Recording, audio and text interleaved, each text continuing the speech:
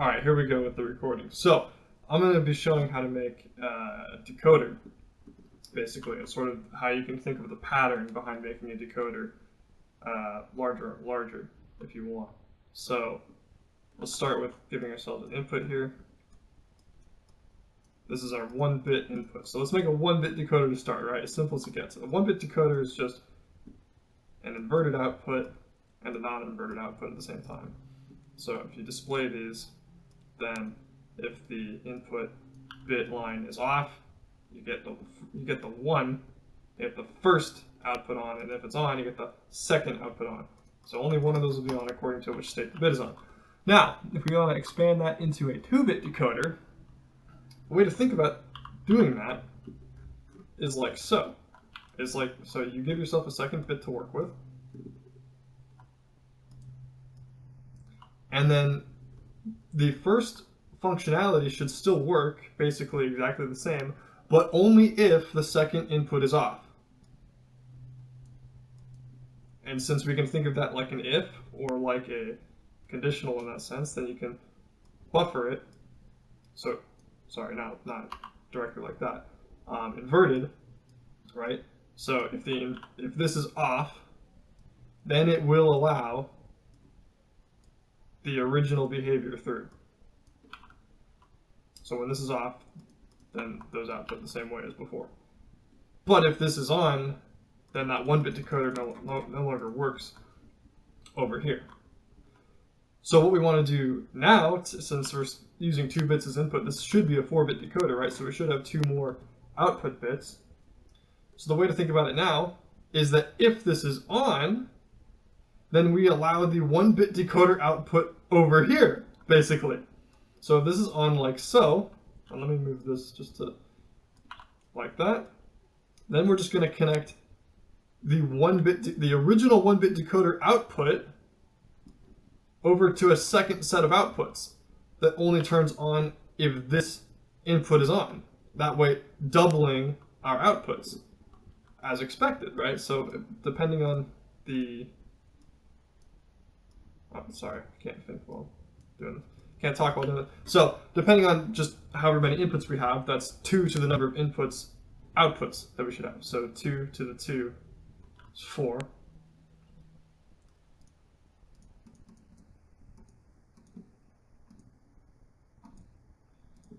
So this is state 0 and gives us, sort of say, the 0, right?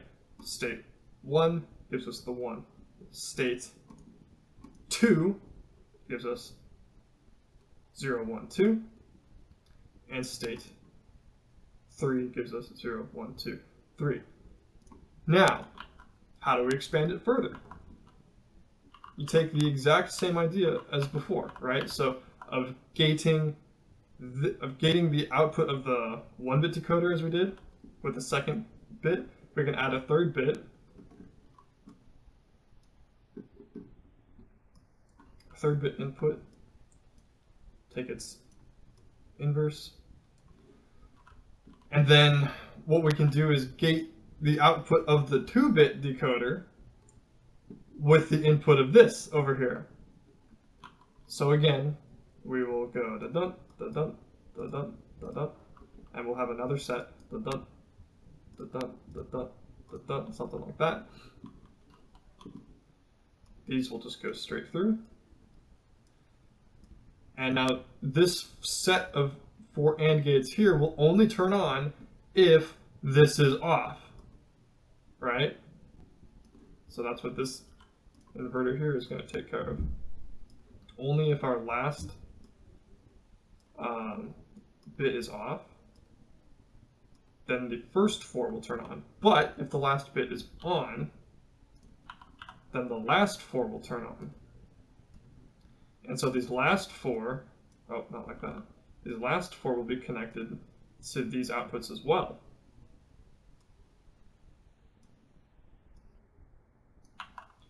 So this will just connect over here,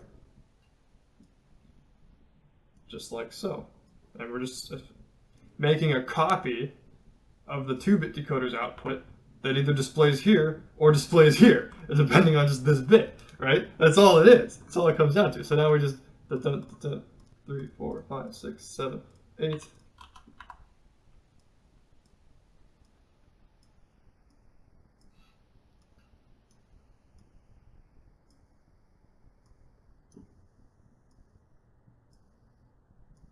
So I hope you get the pattern by now, but I probably am going to expand this after I show this works onto a 4-bit decoder, because I need to make one of those. So here we have 0, 0, 0, and that's our first state. Now, this is effectively like 0 to 1, and this should count up to 8, right? So this is now 1, and that gives us our second, then 2, then 3 from 0, right? Then 4, then 5, then 6, and lastly 7. So every combination of the 3-bit input gives one unique output. Alright, so now let's expand this even more. Let's get a 4-bit decoder with 16 outputs. So we just add another input, yet again, pretty much the exact same way as before, with the inverter. So we gate the first input, 2, 3. Alright, so that's the 8 for the first set of 8.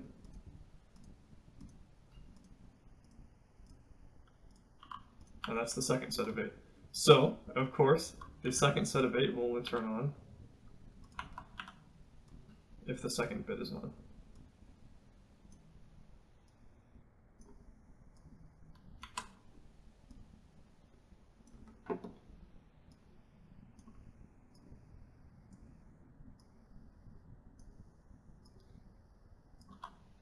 And the first set of 8 will only turn on if it's off.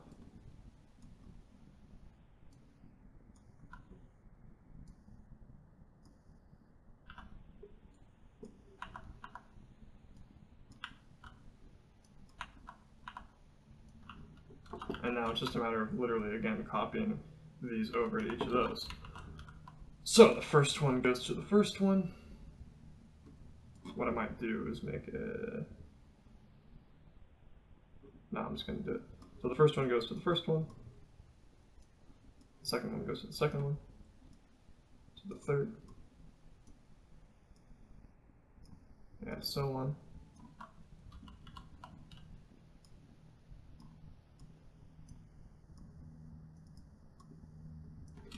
And then we copy it over here.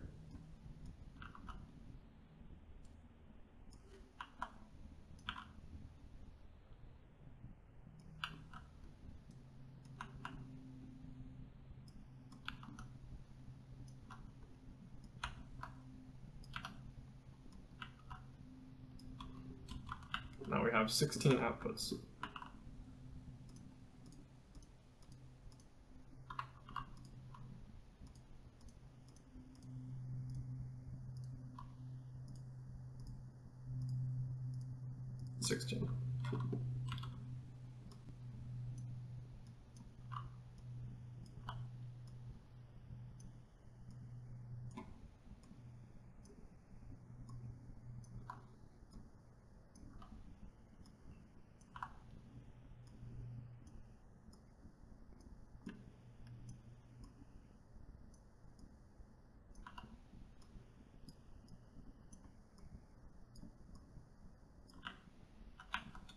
Right. So as we can see, we're in 0, 0, 0, 0, which is our first output. Again, now we turn on 1. And we're just going to count up all 16. So that's 0, 1, 2, 3, 4, 5, 6, 7, 8, 9, 10, 11, 12, 13, 14, 15. So there we go. All stepped all the way up 0 through 15 of our outputs. And of course, we could just keep expanding that and make it a 5-bit decoder with a 32-bit output, or with a 32-line output, but you get the idea. So it just keeps expanding with that pattern. And yeah, alright, that's all.